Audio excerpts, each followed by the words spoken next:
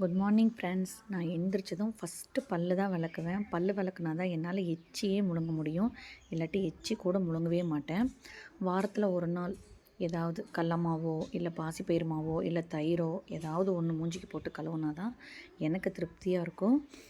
ரொம்ப பிடிக்கும். நல்ல ஒரு ரிசல்ட் கொடுக்கும். ஆயில் ஸ்கின் எனக்கே வந்து நல்ல ரிசல்ட் கொடுத்துருக்குது.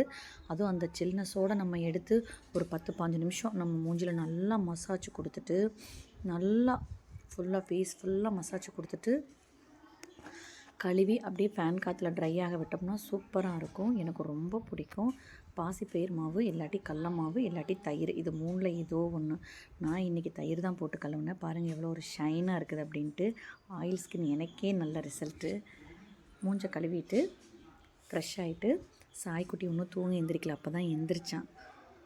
எந்திரிக்கிறதுக்குள்ளே சரி காஃபி வைக்கலாம் அப்படின்ட்டு பாலை காய வச்சுட்டு எந்திரிச்சதும் காஃபி குடித்தா தான் திருப்தியாக இருக்கும். அடிக்ட் ஆகி விடவே முடியல அப்படின்னு பார்த்திங்கன்னா அது டீ காஃபி மட்டும்தான். அவ்வளோ இஷ்டம் எனக்கு. பாலில் வந்து தண்ணி ஊற்றாமல் டீ காஃபி போடணும், ரொம்ப பிடிக்கும். அதே மாதிரி கண்ணாடி டம்ளரில் டீ குடித்தா ரொம்ப ரொம்ப பிடிக்கும். டீ கடையிலேயே வந்து யூஸ் அண்ட் த்ரோவாக கண்ணாடி டம்ளராமா அப்படின்னு கேட்டால் கண்ணாடி டம்ளர்னு தான் சொல்லுவேன். யூஸ் அண்ட் த்ரோவில் குடிக்கவே மாட்டேன்னா கண்ணாடி டம்ளரில் டீ காஃபி குடித்தா எனக்கு ரொம்ப பிடிக்கும். யாருக்கெல்லாம் இந்த மாதிரி சின்ன சின்ன ஆசைகள் பிடிக்கும் அப்படின்னு சொல்லிட்டு கண்டிப்பாக சொல்லுங்கள். 4 பேர்த்துக்குமே வந்து நான் டீ காஃபி போட்டேன். பாப்பா தம்பி 2 பேருமே எந்திரிக்கல, தூங்கிட்டு இருந்தாங்க.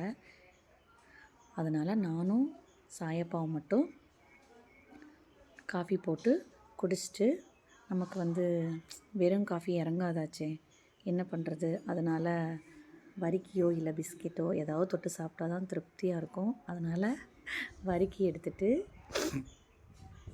பாப்பாவுக்கும் காஃபி கொடுத்துட்டு நான் வந்து ரிலாக்ஸாக காஃபி குடிக்கிறதுக்கு உட்காந்துட்டேன்.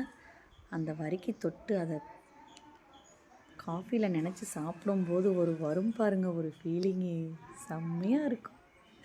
யாரெல்லாம் என்ன மாதிரி அப்படின்னு சொல்லிட்டு கமெண்ட் பண்ணுங்கள்.